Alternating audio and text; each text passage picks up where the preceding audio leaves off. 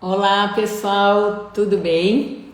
Estamos no Novembro Laranja e esse é o vídeo 3 da campanha nacional de alerta ao zumbido, à misofonia e à hiperacusia.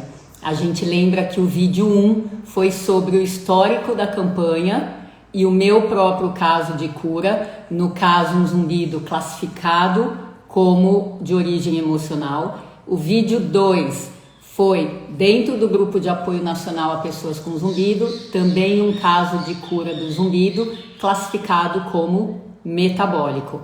E hoje a gente tem o prazer de estar aqui no dia 2 de novembro, às 10 da manhã, nesse terceiro vídeo, com o Alexandre Mota, que é um caso de cura de misofonia.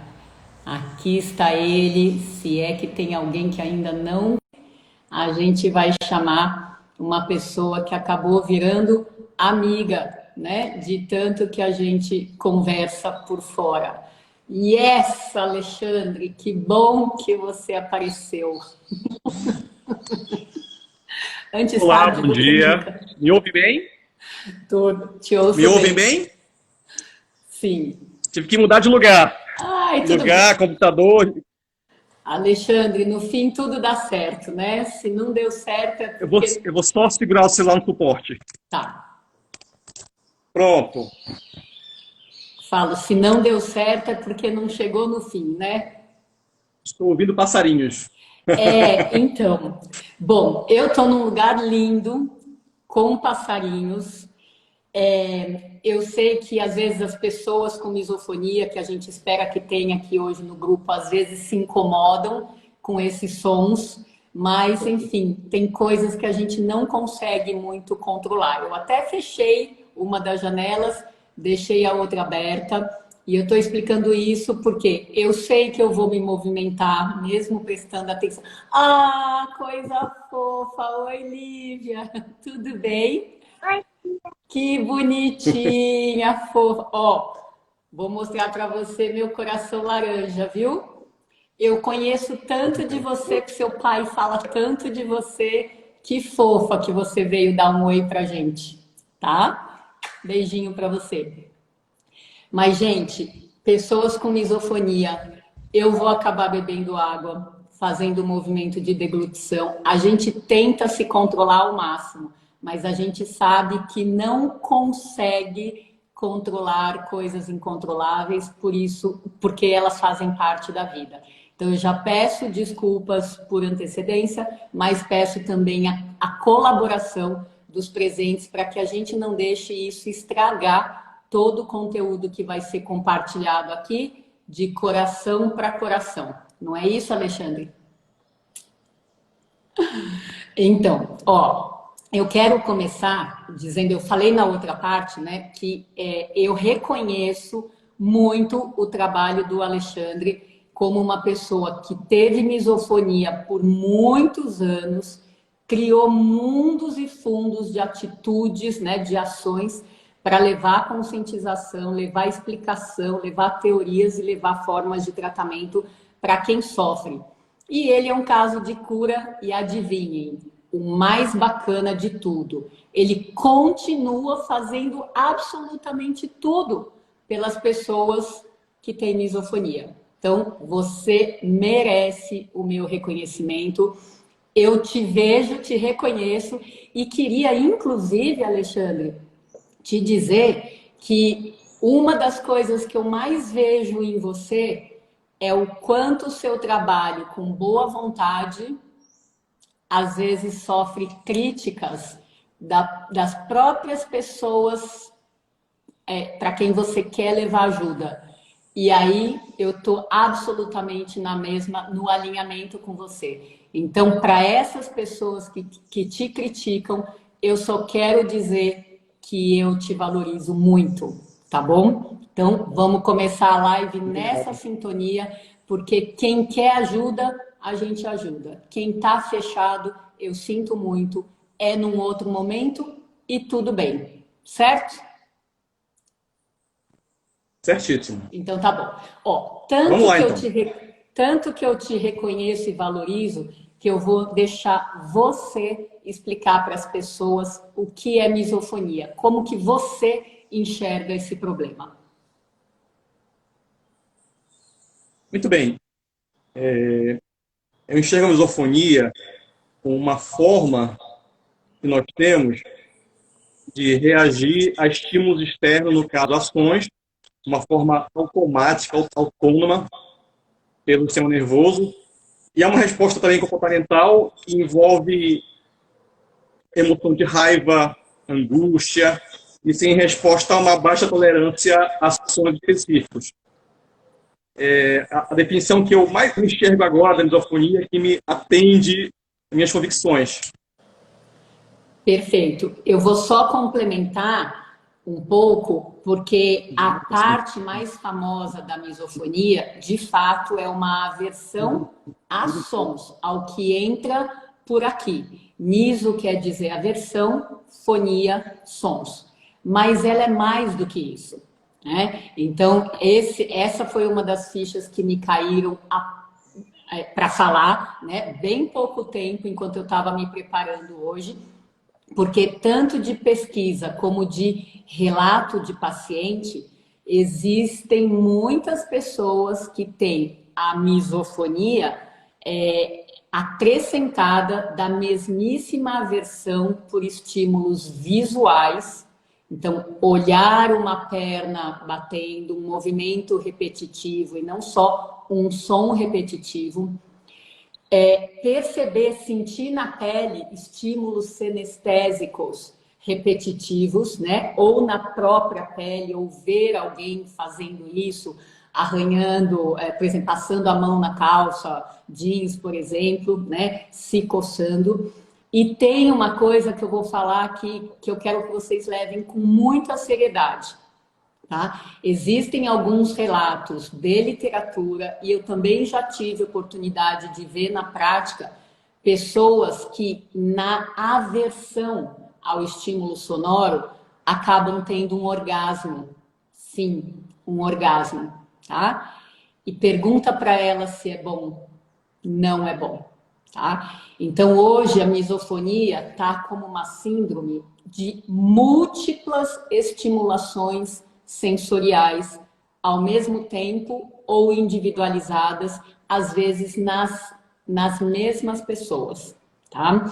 Então, é o que entra pelo ouvido, é o que entra pelo olho, é o que entra pela pele, pela sensação, né? E isso me faz pensar o quanto o cérebro está absolutamente ativado em áreas que não deveria estar para esses estímulos em particular, né? Então, com essa compreensão que eu quero colocar no começo da live, a gente vai vincular lá no fim da live, quando a gente for falar de tratamento, tá bom? Então, segura essa informação aí que vem muita coisa. Alexandre, então fala um pouquinho aí do seu caso. Por quanto tempo você teve misofonia e quais eram os sons que tinham essa capacidade de te tirar do sério? Muito bem. Misofonia começou exatamente na segunda semana de abril de 1977, quando eu tinha 7 anos. Não sei exatamente a data, porque foi um mês após a retirada das amígdalas, das tonsilas falativas. Retirei as amígdalas com a promessa que no dia seguinte eu ia tomar sorvete e passei um mês tomando carne, frango de canudinho, porque houve uma inflamação pós-cirúrgica, garganta e no ouvido direito. Essa inflamação causou uma sensibilidade enorme a volume. Qualquer conversa em tom normal doía, me incomodava, doía. Então eu fiquei no quarto da minha mãe, num lugar mais protegido, e as pessoas tinham que fazer silêncio próximo a mim, porque doía meus ouvidos. E me alimentava com canudinho. A inflamação foi cedendo, a intolerância ao volume foi cedendo, e eu percebi que alguns sons continuavam a me incomodar mas de uma forma diferente, não era com dor. Mas eu não sabia descrever a sensação com 7 anos. Né? Era o som do assovio, qualquer assovio, e um som que para mim nem existia no mundo até os 7 anos. O som de pessoas chupando o dente. Era um som tão insignificante que eu nem notava que existia no mundo.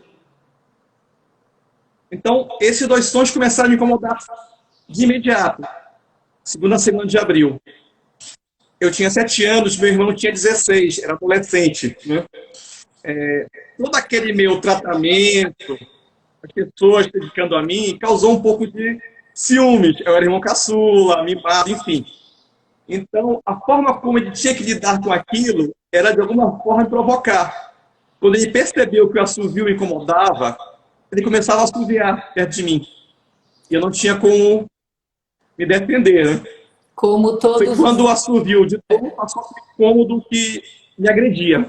Espera só um pouquinho. Vamos combinar eu e você fazermos esse sinal só quando a gente quiser interferir, tá bom?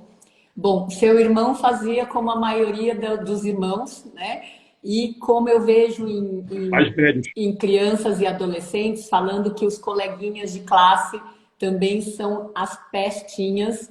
Quando você demonstra que tem um incômodo, ao invés de ter a colaboração, você tem ali a provocação, né? Realmente é uma fase difícil.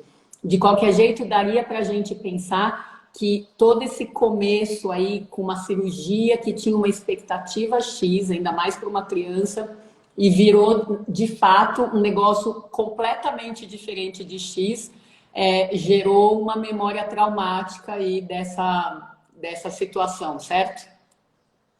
Certo. Foi meu primeiro breakdown sonoro.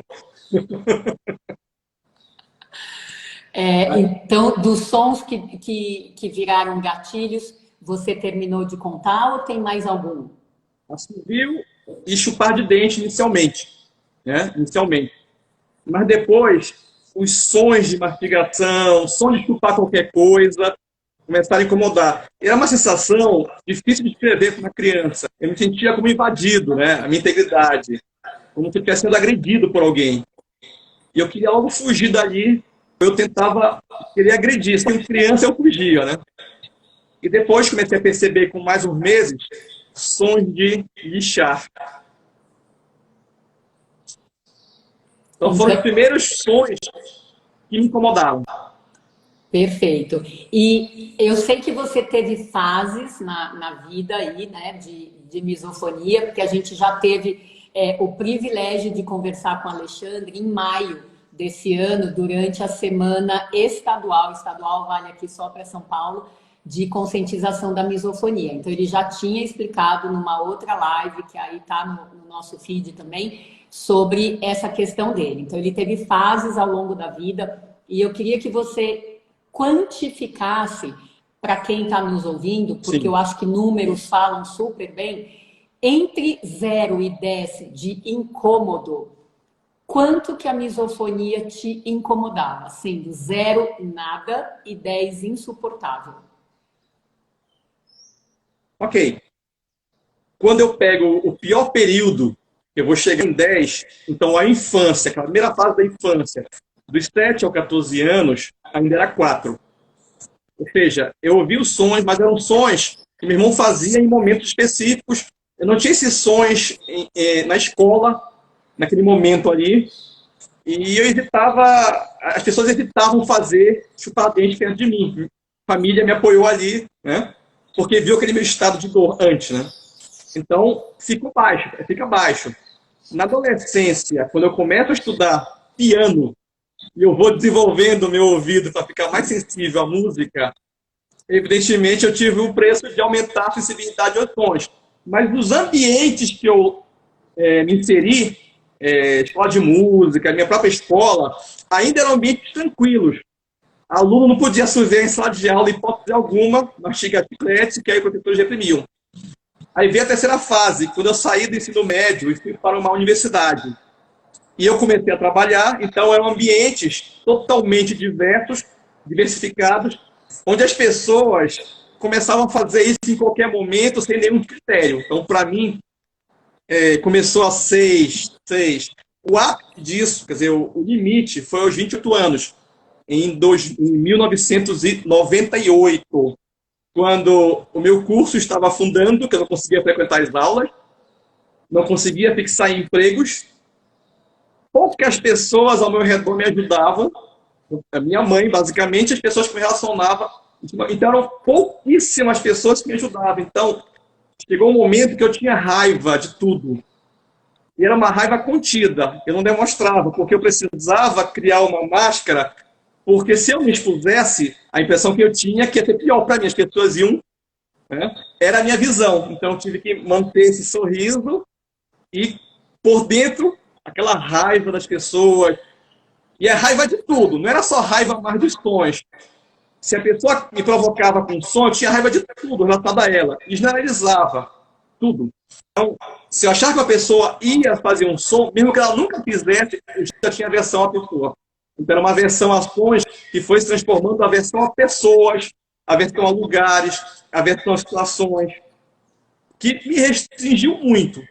Aos 28 anos, morando sozinho, na véspera do Ano Novo, 97 para 98, colocando aquela perspectiva, o que aconteceu nesse ano, o que vai ser de mim? Foi o dia que eu quase cometi um suicídio. Atentei contra a minha vida. Então foi o ápice disso aí. Daí em diante, foi uma queda gradual. Eu comecei a mudar. Não, eu tinha que fazer alguma coisa. Só odiar não estava resolvendo. Só sentir raiva não estava resolvendo. Foi quando eu comecei a buscar o que eu tenho, né?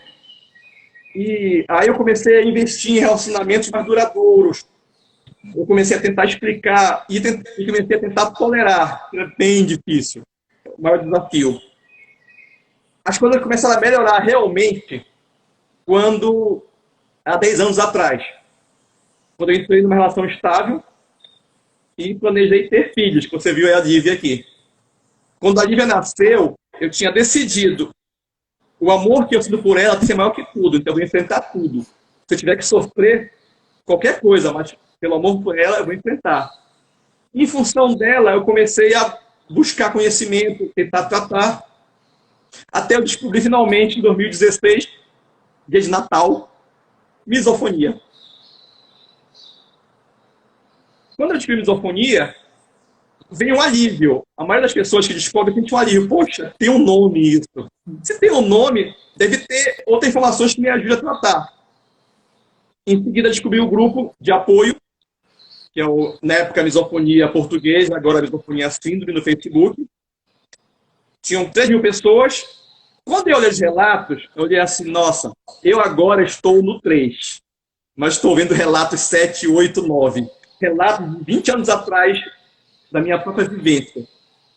E quando eu vi que é uma coisa que era persistente isso, uma característica crônica, vem desenvolvendo, a pessoa vai piorando, vai piorando, vai piorando. Não, isso tem que ter alguma coisa que ajude. Foi quando eu comecei a investigar, a estudar fisioterapias possíveis. Quando eu estava no meu ápice do desespero, da dor, do ódio, me foi falada uma palavra que eu odiei de cara: ressignificação. Naquele momento, eu tinha vontade de, eu vou socar a pessoa que falar isso para mim. E foi de um terapeuta, até famoso. Alexandre, você tem que fazer uma ressignificação. Eu olhei para ele, tá brincando comigo. Tá doendo, tu quer que doa mais. Porque eu entendi a ressignificação, que eu ia sofrer mais, né? Eu só fui entender o que significava realmente ressignificação quando o Lívia nasceu. Eu tinha que trocar toda aquela versão, substituir por um amor que eu sentia por ela, pela vida. Né? Eu queria uma vida sem misofonia. E queria uma vida com a minha filha sem restrições, de poder ir para lugares com ela, que iam ter sonhos. E não restringir a minha filha por isso. Né? Então, ela foi o meu principal motor. Né? Eu sempre tive acesso a conhecimento. Só para fechar aqui, conhecimento. Então, quando eu entrei no grupo, conheci pessoas, ouvi falar do seu trabalho, eu comecei a estudar misofonia como quem estava estudando o mestrado. Não, vou pegar tudo Primeiro foi nos sites de saúde, comecei a ver assim, não, isso não está me atendendo. Vamos nas pesquisas. Aí foi nas pesquisas que eu fui começar a traçar paralelos na minha percepção do que ocorrera comigo em todo esse tempo, até aquele momento, com os estudos. Aí foi quando eu fui entender. Retificação tem um outro sinônimo na nossa biologia, neuroplasticidade.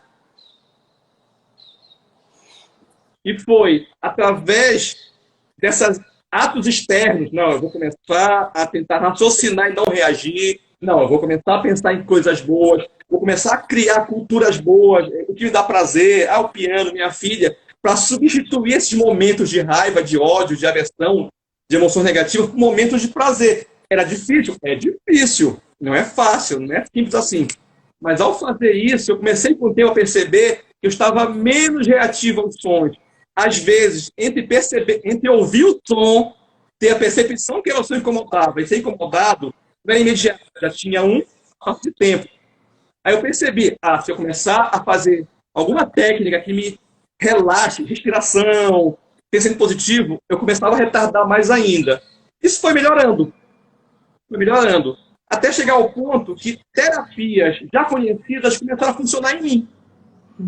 Então, o que é que eu entendo hoje? Calma. Vou chamar depois. Muita Mas o que é que eu entendo hoje? Só para fechar aqui. O que é que eu entendo hoje? Meu processo foi metade autocura, ou seja, eu procurar pesquisar, fazer a terapia em livros, biblioterapia, né? Ler tudo sobre. Metade foi ajuda profissional, terapias, nós vamos lá para o final ver. Então, chegou no passado, eu já estava com meio, até finalmente zerar. Quando zerou, ou seja, eu estou ouvindo som, e esse som pode até incomodar, mas não é misofonia mais. Ele pode ser alto, ele pode ser alguém riscando um quadro. Eu mandei para você uma vez um vídeo que eu estava lixando com uma lixa de metal uma peça da minha... Logo o som de lixar, que era um som horrível, eu lá, lixando. Esse som incomodou todo mundo, incrivelmente, menos a mim. Então eu cheguei nesse ponto. É isso. Ufa, e hoje, zero. Ufa! Ufa! Quanta informação! E, menino, a gente, né, essa coisa da conexão, enquanto eu ia te ouvindo, meu cérebro estava fervendo aqui, né? Eu vou comentar algumas coisas, tá? Porque eu acho que vale a pena. Eu acabei de lembrar mais uma.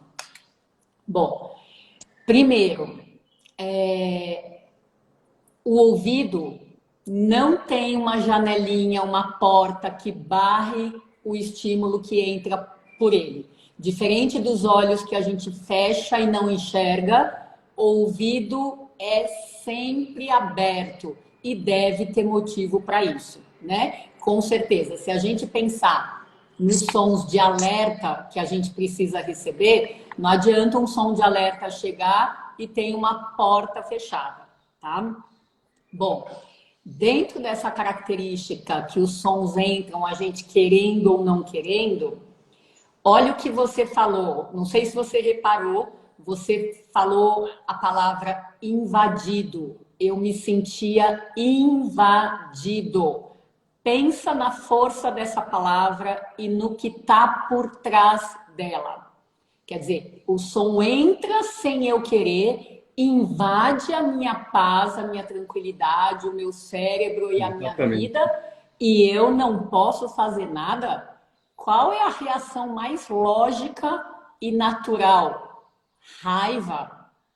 Raiva de tudo e de todos, não só dos sons, das pessoas, dos contextos todos, né? Então, eu achei isso preciosérrimo em termos de compreensão para todo mundo, e até porque é um exemplo escancarado da teoria que eu estou fazendo em relação à misofonia, que é diferente em relação ao que a gente vê nas pesquisas, tá? Mas isso é papo para depois também, tá?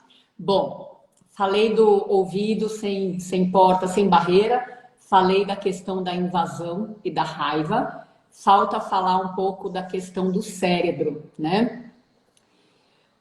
O que entra pelo ouvido tem o caminho mais curto para o cérebro, porque a área de interpretação de captação já é aqui mesmo, tá? Por exemplo, se a gente for comparar com os olhos, com a visão, a imagem entra por aqui, ela vai ser interpretada aqui, na parte oposta.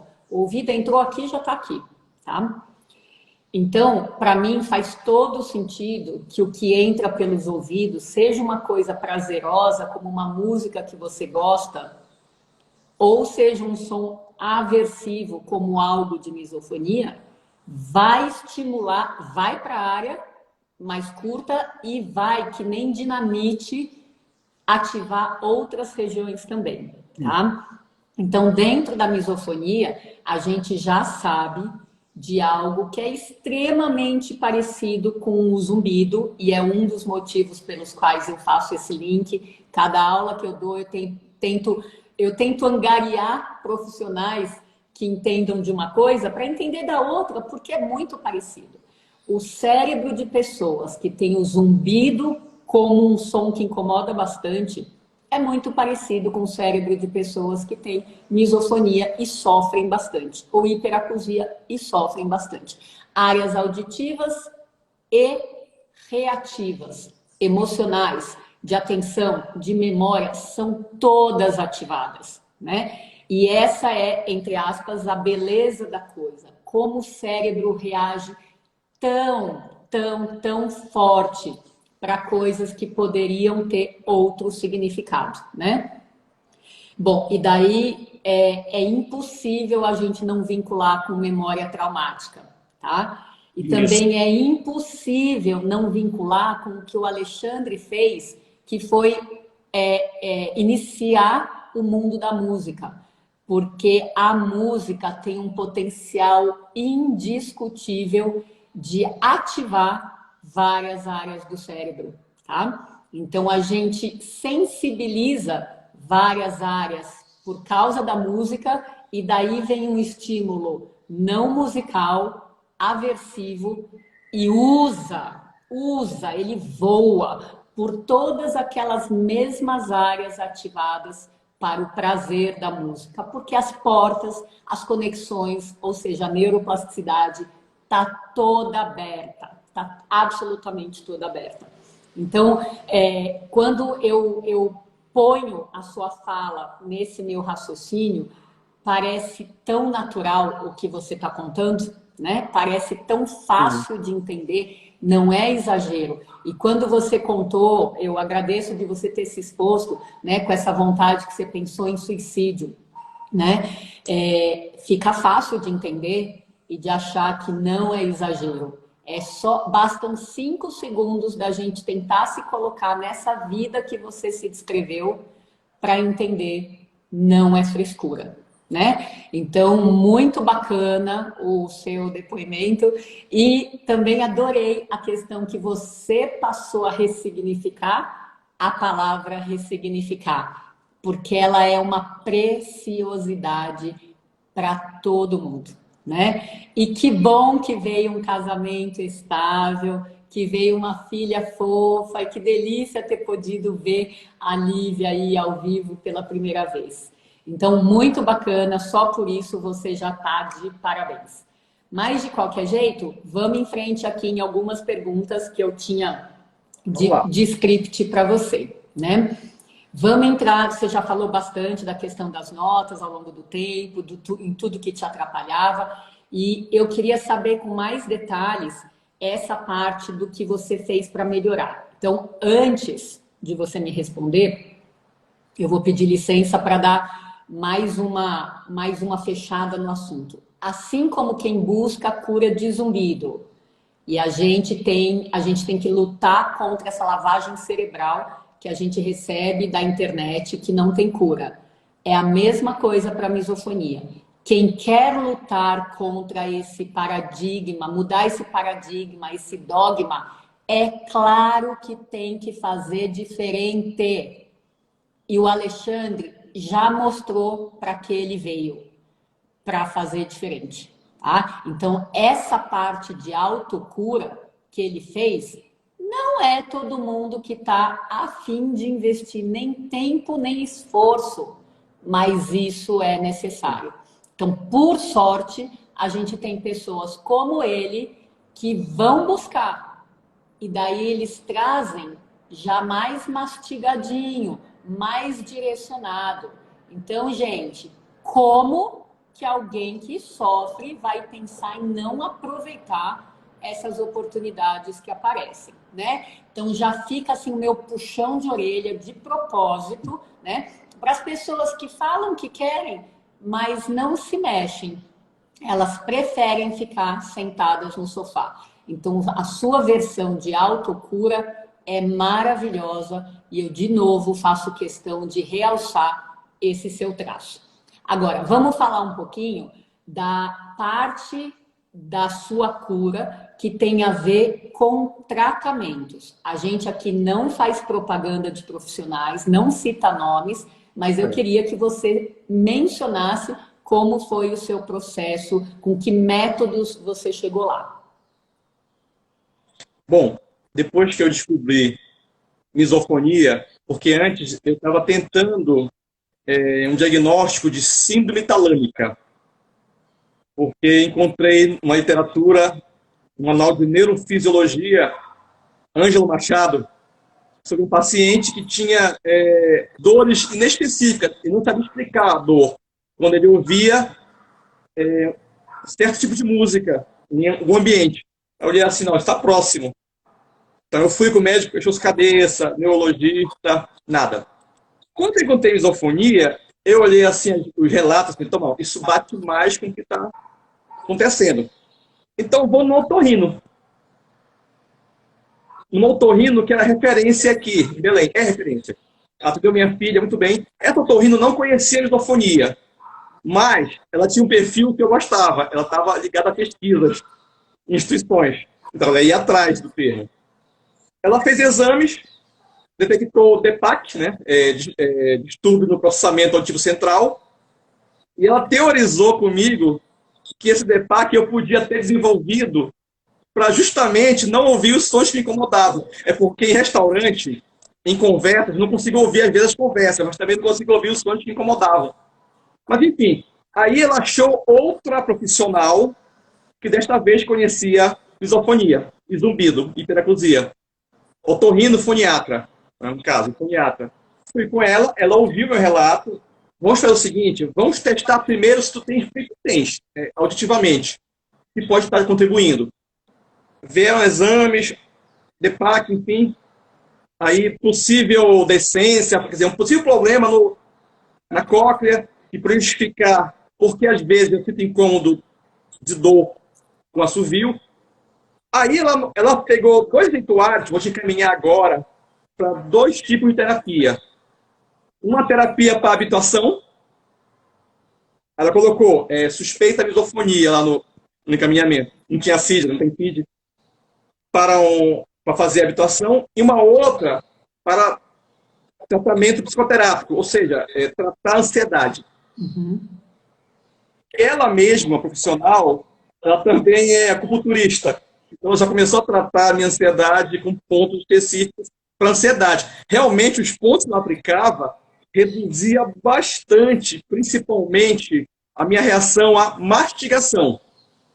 Nossa, era assim, era tão evidente, a sensação de alívio, que quando eu não estava com, a gente chama de semente, que é para fazer pressão, eu pegava uma farinha de tapioca, um grãozinho e apertava aqui para ter o mesmo efeito. Enfim, fui para a psicoterapia. Quando eu cheguei na terapeuta, na linha terapia cognitiva comportamental, eu já tinha investido meses lendo sobre terapia. Na verdade, eu já estava aplicando alguns conceitos, né? Pensamento inclusivo, pessimismo, enfim. Mas quando eu cheguei com ela, que nunca ouviu misofonia, ela simplesmente, então, vamos pegar então uma técnica e vamos tratar esses defeitos que você relata. Em 6 sessões, foi reduzindo mas afetava só a mastigação. Assovio e lixar de unha não tinha alteração. Mas depois de 12 sessões, eu publiquei no grupo de apoio, eu num restaurante com 6 pessoas mastigando ao meu lado e minha tia brincando, dizendo que era uma conquista. Com certeza, com certeza. E a conquista nos motiva mais ainda. Era um esforço tremendo ainda. Aí eu estava, expira, 4 segundos, inspira, expira, expira, enfim. Ok. A terapia, isso é ainda em 2017, foi reduzindo bastante, bastante. O nível de ansiedade que eu apresento visivelmente em qualquer momento também vai reduzindo, vai reduzindo. Mas ainda o gatilho mais antigo que o viu persistia, persistia. Foi quando eu fui para uma terapia que envolve reprocessar traumas, reprocessar lembrança de eventos, mesmo lembrança de eventos que eu não vou lembrar, não está no meu consciente. Por exemplo, eventos que ocorreram antes de 2 anos do ano de vida e eventos que ocorreram quando eu estava ainda no processo de gestação dentro de minha mãe. Essa terapia me criou o link entre o incômodo do assovio, a agressão que eu sentia pelo meu irmão e a fatos anteriores. E ressignificava isso. Ao fazer isso, simplesmente eu parei de reagir como sendo agredido pelo assovio. Quando parou a sensação de agressão, parou o incômodo. O assovio incomoda por outro motivo, que eu tenho que ainda continuar tratando, decência, enfim, porque vai... Ainda bem que a decência não causa tontura, mas causa uma reação com algumas frequências captadas, enfim. Mas não é misofonia. O lixar de unha sumiu ao ponto de eu pegar uma lixa e incomodar as pessoas lixando metal e não me incomodar. Então, psicoterapia, aliado com otorrino, não coloquei a fundo e ajudou com a cabine ainda, terapia de cabine, que tem que colocar aqui, foram essenciais, mas com um diferencial. Eu cheguei nessas terapias entendendo que eu tinha que fazer a minha parte. E ninguém ia fazer por mim. Nem uma terapia, nem medicação, o que fosse, eu tinha que fazer a minha parte. Com certeza, como todos os sintomas que demandam trabalho de equipe, incrível, o paciente tem que fazer parte da equipe, simples assim. O paciente tem que ter papel ativo. E a gente que é médico com essa cabeça integrativa e de trabalho de equipe, entende super bem a importância de ter um paciente na sintonia de fazer o que precisa ser feito, do que aquele que só quer receber e não quer fazer, né? Então, cada vez mais eu realço a importância do paciente e eu valorizo quando encontro essa vontade que você tem, essa compreensão que você acabou adquirindo aí ao longo dos anos por causa do seu problema, das suas dificuldades e da sua vontade de vencer e ressignificar isso. Muito bom. Uma das hipóteses, porque assim, a gente vai vendo agora a hipótese, por que funcionou? Porque às vezes outras pessoas vão para as mesmas terapias e não funcionam. Uma das hipóteses que me é levantada, Alexandre, tu estudaste, tu resolveste entender o que é a fundo, e te entender a fundo. E realmente, eu comecei a entender, lá quando eu era criança, o meu irmão, ele não tinha intenção de me fazer mal, era a forma que ele tinha de dar para a situação, de se sentir excluído quando eu era bem tratado. Ele se enviava por isso. Essa ressignificação foi tirando lá dentro de mim, como diz o doutor lá da última live que estou dele agora, do Pedro, o substrato ali dentro, eu fui mudando isso porque, não é uma agressão. Eu fui ressignificando, fui botando, como o pessoal fala, neurologia, rotas alternativas lá dos neurônios, para desligar aquele nó ali que me ligava a uma sensação de ser agredido, de ser invadido. Então, o assovio, o pior dos gatilhos para mim, mas pelo menos não foi o que eu mais ouvi, infelizmente, foi mastigação, naturalmente. Sumiu, foi o último gatilho que foi eliminado. Ele e o lixar de unhas, o lixar. A mastigação, eu já sentia que quanto menos ansioso, menos eu ficava reativo. Quanto menos ansioso, menos estava hipervigilante, né? Porque assim, né? É um inferno para quem sofre de misofonia, que é uma coisa que me faz lembrar de transtorno obsessivo. A pessoa fica ligada. Meu Deus, vai acontecer em algum momento o som. Aí fica esperando o som. Aí ativa todo o sistema de percepção e é difícil desligar isso. Você não se percebe fazendo isso, já está automático. Então, ou então de você eu vou para algum lugar, aí a minha ansiedade sobe, aí pronto, já começa a sofrer por antecipação. Aí quando ouve o som, pensa que ouve o som, já reage rapidamente. Né? Perfeito. Esse ambiente interno de hipervigilância, hiperfoco, né? A minha vizinha, que faleceu de Covid recentemente, ela usa um sapato alto. É aquele toque, toque, toque, toque, toque. Foi incrível. Em 2017 era o toque, toque, toque. Em 2019, ela não mudou nada, mas a minha percepção, o meu foco e a atenção mudaram. Até o ponto que eu tinha, às vezes, que me focar para ouvir o som dela. Então, essa mudança, a princípio, foi dramática, porque assim, nossa, eu estou livre. Eu me senti livre. Eu confesso que a minha primeira coisa, as primeiras coisas que eu fiz, não, eu vou curtir tudo que eu não curti. Ao ponto que, em maio do ano passado, quando eu estava sem misofonia, em final de junho eu estava com uma estafa, porque eu estava fazendo atividade que eu não fazia, e não fazia tudo ao mesmo tempo. Ah, vou estudar, vou fazer site, vou sair, vou para um lugar, tal. Me cansei. Mas era um cansaço da liberdade de escolher. Não era o cansaço de ficar fugindo. Uhum. Era o cansaço. Se eu quisesse me incomodar, eu tenho o direito de me incomodar as coisas. E não ser obrigado a me incomodar sem ter nenhum tipo de forma de reagir. Eu vou ser incomodado se eu quiser, hoje. É isso que eu posso resumir. Se eu quiser focar em me incomodar em qualquer som, vou ser. É uma escolha minha. Mas não é algo automático. Não é uma coisa que vem e eu não consigo controlar. Maravilhoso, maravilhoso. Juro por Deus, acho que se desse eu ficava o dia inteiro aqui te ouvindo. Maravilhoso, que você é uma aula, realmente você é uma aula e tomara que os alunos estejam com olhos abertos, ouvidos abertos, mente aberta e coração aberto para assimilar isso tudo que você está falando. Ó, muita coisa forte. Vou fazer algumas pontes aqui. Toda essa questão de reflexo condicionado, né? Que você já fica assim, ó, a qualquer momento pode acontecer um som, tem muito a ver com memória traumática mesmo, né? E isso também acontece com coisas visuais, né? Então tem os estudos de memórias traumáticas com pessoas que foram sequestradas e, por exemplo, o cativeiro tinha lá uma parede vermelha, tá? Então, dando um exemplo que a gente não está falando de som, né? Visualizar outras coisas vermelhas pode automaticamente provocar na pessoa o mesmo estado de alerta e às vezes ela nem fez o vínculo. Ah, é porque eu fiquei no cativeiro com a parede vermelha. Ela só sente, né? Porque aquele cérebro está mega ativado pela memória traumática.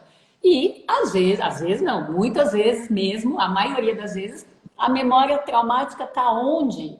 Embaixo do tapete ou trancada dentro de 7 chaves no baú, né? Justamente para proteger a pessoa e deixar ela viver, né, relativamente normal, tá? Então, agora eu vou fazer o link que eu ia fazer. Aliás, 2 coisas que eu vou fazer. Imagina o exemplo do seu irmão do assovio, tá? Nesse exemplo de contexto de família, né? Então, teoricamente, ele poderia ser o pestinha aí da história, nesse ponto de vista que você contou, e eu acho que é super fácil da gente entender.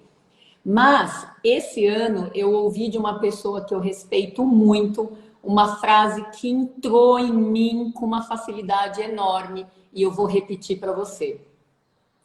Segundo essa pessoa, que eu não sei quem ela está citando, mas enfim, tudo é amor ou um pedido de amor.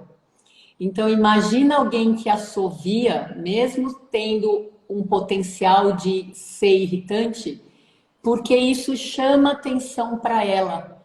E como que a gente vai ter certeza se essa pessoa não está absolutamente carente de atenção e querendo que olhos e ouvidos se voltem para ela?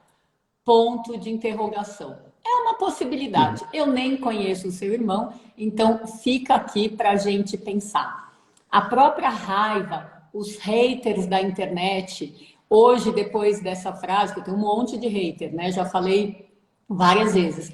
Hoje eu tento entender essa raiva, essa agressividade verbal, física, seja lá qual for, essa raiva contida ou mega expressa, como parte da dor que essas pessoas têm, né? De não terem sido amadas ou reconhecidas. Enfim, fica aqui uma teoria. Pode ser que isso sirva para alguém dentro desse quesito familiar, principalmente, né?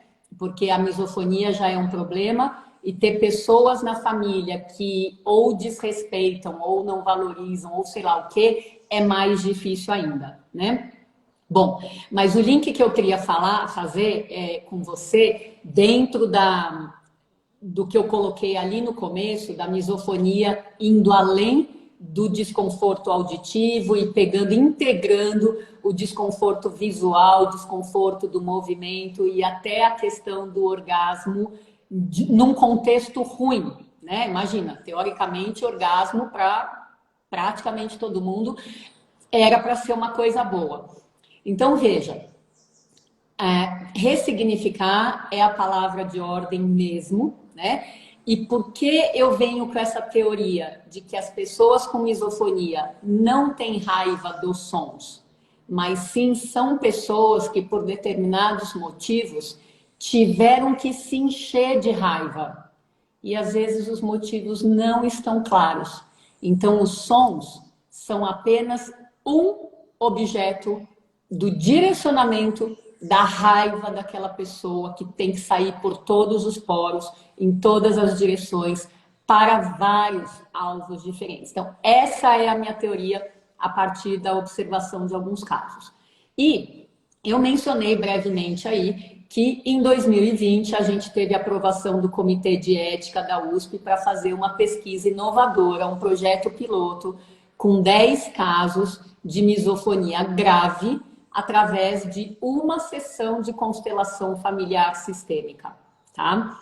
Porque, como você mesmo, eu recebo vários pacientes que têm a misofonia, já foram para o psiquiatra e para o psicólogo, já fazem terapia e o incômodo continua quase tão grande quanto antes, tá? Então, se na minha cabeça a raiva pode ser a origem, né? A origem da misofonia, faz total sentido que eu trate a raiva, tá?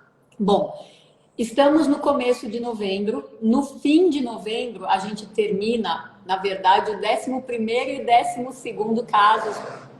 Desculpa, passou uma moto aqui, não sei se atrapalhou aí, mas enfim. A gente vai completar o 12º caso, porque a gente acabou expandindo de 10 para 12, tá? Então, nas 10 constelações que eu pude ver, cada coisa linda, maravilhosa que aconteceu dentro da representação da vida das pessoas. Eu, de propósito, nessa pesquisa, como a gente está fazendo rigorosamente, eu não estou acessando os resultados. Uma semana depois, um mês depois e 3 meses depois. Então, como o último paciente, o último voluntário vai fazer a constelação no fim de novembro, tem que passar os 3 meses, então só em fevereiro que a gente vai fechar os resultados, tá? E daí eu vou ver, porque quem tá vendo é uma pessoa que não é quem tá participando da constelação. Eu estou participando para aprender. Então, veja, olha o que eu vou falar para vocês de 2 frases da constelação desses 10 pacientes que ficaram claríssimas para a consteladora, né? E ela passou para a gente. Presta atenção. Misofonia é um grito do passado para ser ouvido e acolhido. Olha a força dessa frase. Vou repetir. Misofonia é um grito do passado para ser ouvido e acolhido. Todos nós temos memórias traumáticas. E a memória se fixa integrando estímulos auditivos, visuais, sinestésicos e emocionais. Deu para entender a grandeza da coisa? Tá? Até arrepiei aqui. Até arrepiei. A segunda frase. Como existe uma representação da pessoa com misofonia, da misofonia e do sentimento, o sentimento da raiva sempre se aproxima da pessoa. Então, a segunda frase que saiu desse conjunto de constelações, desses 10, foi: a raiva é companheira de vida. Acho que eu quase poderia encerrar a live agora, mas ia ser uma judiação, tá? Então, de qualquer jeito, a gente está engatinhando nessa compreensão da misofonia pela minha teoria, que já baixou aqui a ideia, que a gente vai conseguir comprovar, mas eu só vou falar de resultados depois que eu comprovar. Tá? Então, vocês estão, neste momento, na live do Novembro Laranja, entendendo que existe um processo em andamento que é diferente do que a literatura está contando por enquanto. Tá? E eu que já vesti esse chapéu de pessoa disruptiva para o entendimento do zumbido, tá tão fácil fazer isso para misofonia. Aguardem.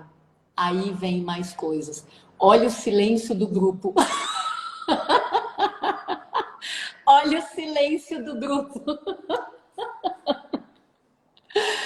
Alexandre, estou achando Ainda que eu bem que não bati tem grilos. forte. Ainda bem que não tem grilos ao redor. Estou achando que eu bati forte, mas se a gente não aproveita um movimento nacional para jogar essa informação, é como aquela coisa, ou fale ou cale-se para sempre, né? Então, é com essa força do Novembro Laranja que essas informações, ainda a serem totalmente lapidadas, vão para vocês entrarem no modo reflexão. Profissionais, com certeza, a gente tem muita cabeça para abrir, mas, pelo amor de Deus, para os pacientes que são os maiores interessados em melhorar, né? Mas entendendo que melhorar, curar, né? Curar, melhorar tem vários métodos. Curar vai exigir uma olhada naquelas coisas que estão embaixo do tapete, trancadas as 7 chaves e uma ressignificação. Ó, só para a gente fechar, que daqui a pouco o Instagram derruba a gente, eu quero salvar, né? Aqui a misofônica sincera está falando, é que estamos pensando, é muito profundo, gratidão. É isso aí, ó. Gratidão também pela oportunidade de falar aqui, né? Porque isso não estava planejado, né? E gratidão por vocês me aceitarem. Eu vi esse lacinho laranja lindo aí, eu vi, né? É isso aí, tá? Olha que bacana, misofonia em várias linguagens, em vários idiomas, é isso aí. Mas de qualquer jeito, até perdi o que eu ia falar, mas de qualquer jeito, gente, tem muita coisa acontecendo, tá? E, já lembrei, dentro da motivação que o Alexandre me deu na Semana Nacional de Conscientização do Zumbido, da misofonia, desculpa, eu já entrevistei 5 pessoas com cura, tá? E depois de entrevistar essas 5, que nenhuma faz parte da minha pesquisa, eu vi que tem uma chavinha aqui que precisa girar, precisa mudar, algo precisa mudar. Só que para cada uma das pessoas que chegaram na cura, o jeito de mudar a chavinha foi diferente. E isso é lindo e maravilhoso, porque é outro paralelismo perfeito que a gente faz com o zumbido. Cada um tem o seu caminho. Se todo mundo agora for copiar o que o Alexandre fez, pode ser que não chegue no mesmo resultado. E isso tem que estar na conta, isso tem que estar na expectativa, porque cada um tem o seu caminho. Tá bom? Então, Alexandre, para a gente encerrar aqui, ó, gratidão enorme. Eu realmente te reconheço e te valorizo. Eu espero que a gente tenha conseguido hoje plantar sementinhas aí na cabeça, nos ouvidos, nos olhos, no corpo, na memória de todo mundo que nos ouviu. Tá bom, meu amigo? Com certeza. Então, E lembrando que aqui já é da lidofonia do Alexandre. aqui jaz a misofonia do Alexandre, exatamente, que já faz 1 ano e pouco, não é isso? Exato. Exatamente. Exato. Então, ninguém tem que, para se curar da misofonia, ninguém tem que sair gostando dos sons, mas sim Exato. perdendo os reflexos condicionados, perdendo aquela reação de raiva, aquele reflexo de alerta o tempo inteiro para os sons que entram sem a janelinha, sem a porta, sem barreira de filtragem, né? Então, chegar nesse ponto é lindo, maravilhoso. E também, como aconteceu com as pessoas que se curaram do zumbido, o processo é lento e gradativo. E você mostrou muito bem que o seu foi vindo aos poucos. E cada pequena conquista precisa ser valorizada. É o começo de uma grande conquista e não só aquela coisa, mas ainda falta tanto para melhorar ou para me curar. Quem valoriza e agradece, as coisas vão num outro ritmo mental, porque gratidão é o sentimento que mais consegue mexer com dopamina, a substância cerebral da recompensa. Né? É lindo de morrer. Teve muita coisa. Eu acho que hoje eu vou chegar no fim do meu dia, depois da 4ª live, e eu vou rever isso tudo que eu falei, porque foi uma inspiração divina, porque não estava planejado. Só eu sei o que estava planejado para essa live e a gente torce para todo mundo aproveitar, tá bom? Então agora sim, 11h10, tá na hora da gente desconectar. Mais uma vez, ó, com todo o respeito, meu coração laranja para você e para a Lídia. Muito obrigado. Tá bom? Gratidão enorme. Tchau, pessoal. Até a próxima. Aproveitem e divulguem, tá bom? É o Novembro Laranja. Tchau, tchau.